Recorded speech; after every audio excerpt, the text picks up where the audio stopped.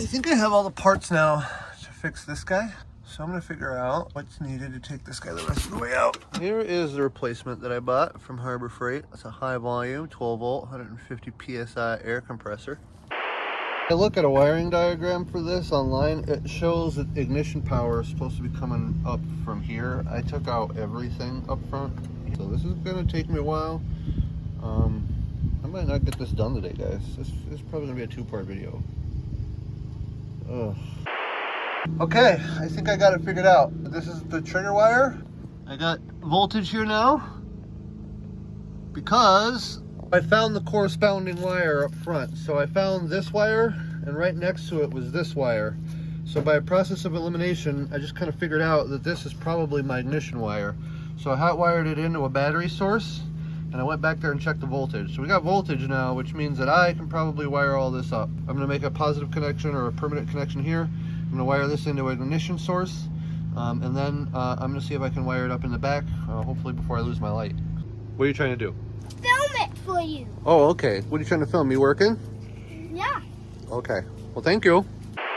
Got this in here. I gotta get it tight. I got this in here. It's ready to plug in right to that other side of the sensor. Then I just gotta take all my cables from over here. I got these two connections to make. Got one on one side and one on the other side with the connectors for the motor. So we're gonna go ahead and make their last final connections. I'm gonna get the motor bolted in, and then hopefully tonight I can get this thing level. Officially started to lose my light, but check that out, huh? Mounted, got the switch in there. I got a ground cable I gotta connect. Gonna make the positive connection to that side of the solenoid, and then I gotta put the air chuck in that side, and then I can fire it up. So we're gonna bolt this down, make a couple more wiring connections, put that air chuck in that side.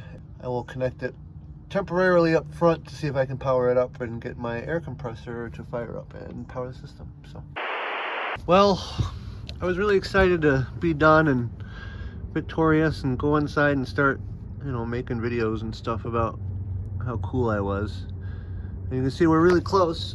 I got that in there. The hose that I have, so this hose, which goes into here, is the wrong end for this piece. It's a proprietary end, or their own little tiny air hose, which is this thing.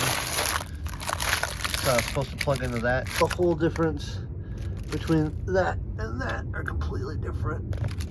Yeah, so this thing is much bigger than that. Anyway, oh, that one hurt real bad. Ah, got that one on camera today. Oh, it just dawned my head under here. Okay, I need to be done. This sucks. This is all connected. I bent this just a little bit, but the wires are still connected. Everything's really tight back here, but I'm hoping that it's all gonna work right when I get the right hose. I know that the air compressor will kick on. I just have no way to get the air from here into here tonight, which sucks. I have to make a more permanent connection up front under the hood for the ignition, for the ignition hot wire. Another beautiful day in the neighborhood. So while I was editing the film for today, last night, I noticed that this thing sort of had a connector that might work. So this morning I got up and I came here and I was like, will it fit? Will it fit? No, it won't fit. Anyway, I think I can take this off. It looks like it's got a couple of nuts there. So I'm gonna grab a couple of wrenches and we're gonna remove this thing and see what thread size it is and if it will screw into what's in there or if I gotta go get another adapter for it. So that's where I'm at right now. All right, well, I took all this apart and it's got a spring in there, which is fine, I guess. I'm gonna see if I can find another thing that's not all weird like this, right? Either that or I gotta find an end with a normal hose on it, so we'll see. We'll see what I can find at the store, because I only really need a piece this long. And it's really frustrating that this just isn't a normal piece, so maybe I'll even put a pair of vice grips on this and see if I can't get this unthreaded. All right, more disassemble. Put the ace. I'm gonna take this hose, we're gonna modify it a little bit. Oh no! Oh no!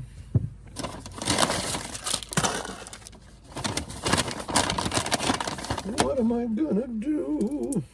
Just gonna thread this into there, put a little bit of pipe thread on this, and then that will go into a normal air chuck. Problem solved, I think. Hey, want to help us out?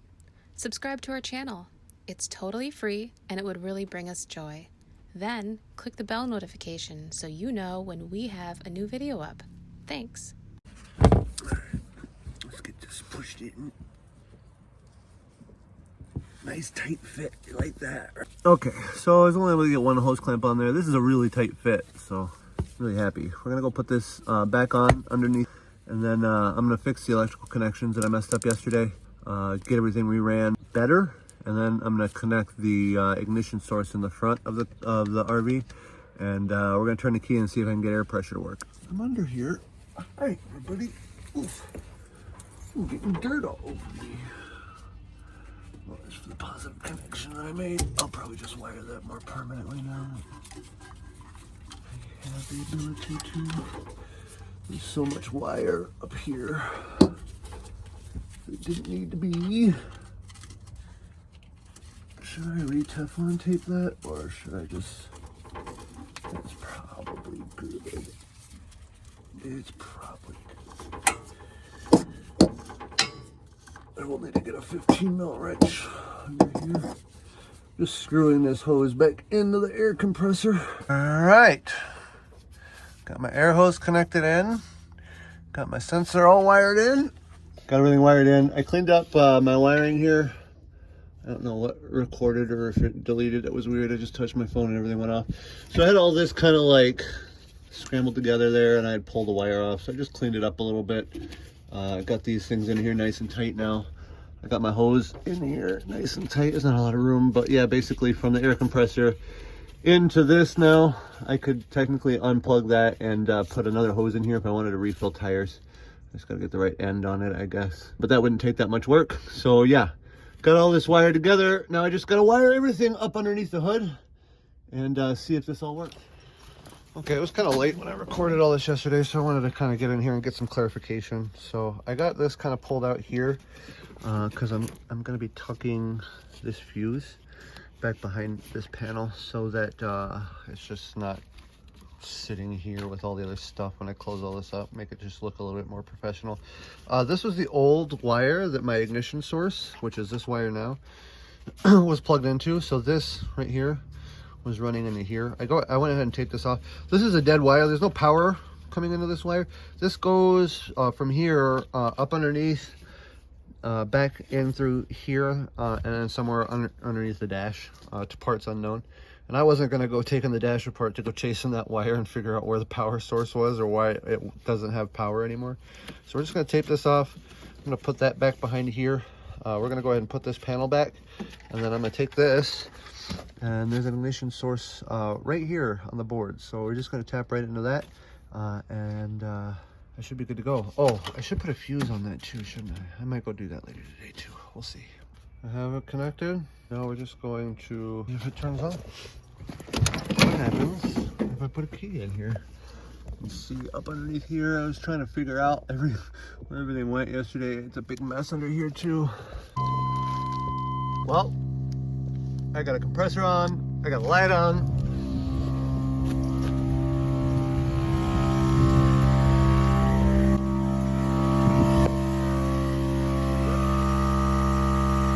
It's working! It's all working! It's awesome. I'm gonna put a fuse on the ignition source. I'm gonna let it air up, and then I'm gonna try to level this out. This is awesome, guys. This is so awesome. I'm gonna start the coach so I don't kill that battery. All right, time for a situation rep. Been working on this for 2 days now. Underneath this side, the suspension on this side is all the way down, and I can't get it to go back up. The compressor turns on, it fills up that air tank. I don't think that the pressure switch that I got is working correctly, because it seems like the compressor is not shutting off, and we're getting like 150 psi. I don't know if it's too much pressure. I'm assuming it is, because the old system didn't run on that much pressure. And blow a line or anything, it's holding air. But it'll let air out, obviously, because I've let this thing down a bunch, but it will not put air back in.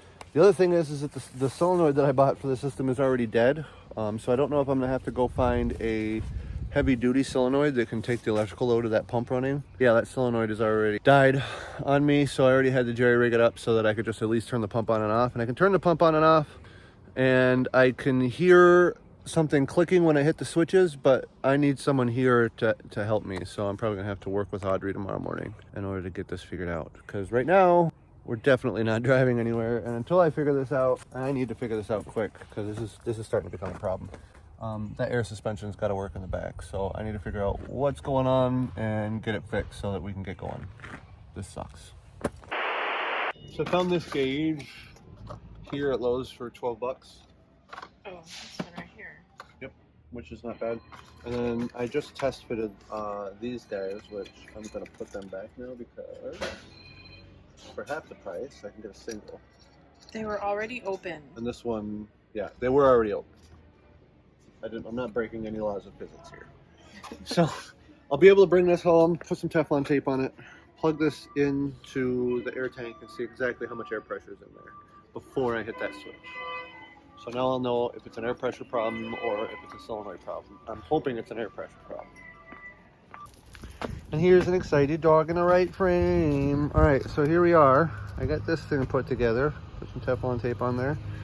We're gonna plug it in and see how much air pressure's in this tank now, so that I can properly diagnose what's going on here. So I'm gonna unplug this hose. Basically, we're just gonna unplug that.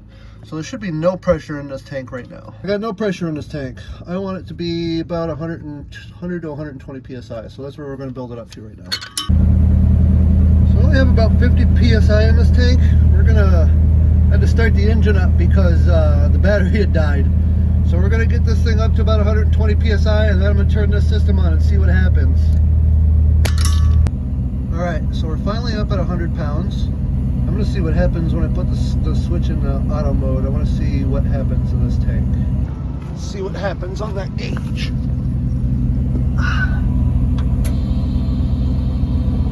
It is taking air, and we just lifted up. Heck yeah.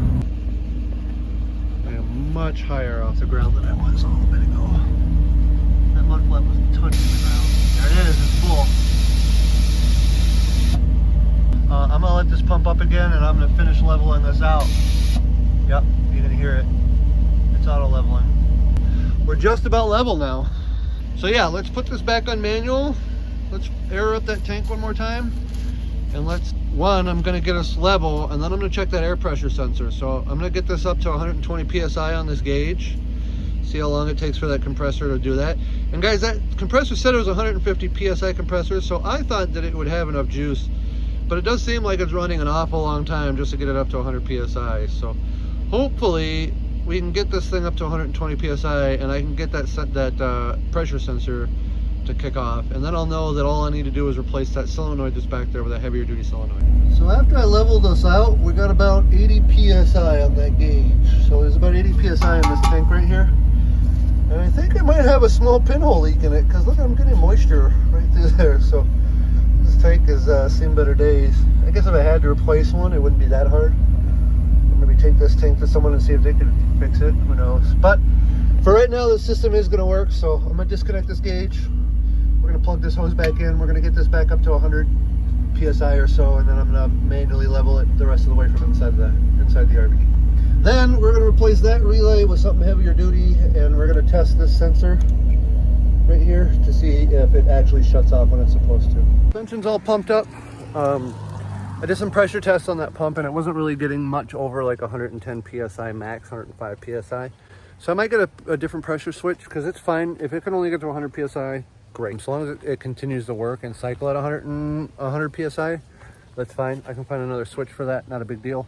And I'm also going to see if maybe I could turn the pressure up on that pump. Like maybe there's a screw or an adjustment, something or other, that I can like fiddle with it and get more pressure. I'm not going to fiddle with it a whole bunch.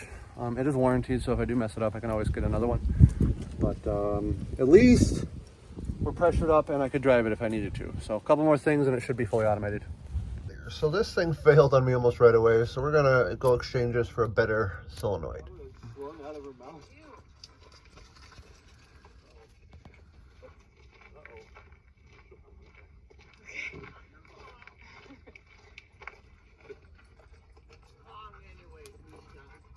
Where's Dad? Who's that up there? Who's that up there?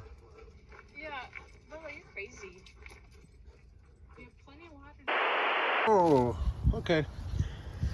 So, I went to O'Reilly's yesterday, and I spent more money than I should have, but I got a continuous duty solenoid in here for like $90. So this should be able to handle the constant current of this guy. I put some Teflon tape on this junction, which was the only junction that was seeping air a little bit. So I'm gonna go ahead and plug this into here. Oh, there's actually a little bit of air in that tank still. That's nice. So I know what temperature, what pressure this was getting up to. This thing was kind of struggling to get up to 110 psi before. It's been sitting for a couple of days. It's cold. I'm gonna plug this hose into here. We're gonna start the RV up. I'm gonna turn this switch on, and we're gonna see if I can't get this to actually pressure up to 120 psi. And 120 psi switch right here should shut off the compressor. Otherwise, I gotta find a different pressure switch. They do make pressure switches that are from 90 to 110 psi. This one I believe is from 90 to 120 psi. So if I have to, I'll step down to 110 psi, but the 120 psi is what this system was originally designed for, so I'd like to keep that same pressure if I can. Okay, that is officially the 4th relay in a week that I've put in here. I'm really hoping that this is the one. I have all my connections, so I'm gonna turn the key on and see if I can get this pump to fire, and then if it fires on, I'm gonna start it up and see if I can get it to pressure up to 120 psi. I forgot to disconnect the power at the fuse box when I disconnected everything back there. And I fried that ignition source that I was using, so I had to rewire everything again today. I'm really kind of hoping that it pressures up now, because it's on, it's running, so let's see if it'll get up to 120 psi. It just shut off. It's all aired up. It did it. It's working on its own. I'm so excited. I have fought with the air suspension on this RV for like 2.5 weeks, and it is finally running like it's supposed to. That took a lot of time and energy. It's done. It's done. It's working on its own. I'm really happy.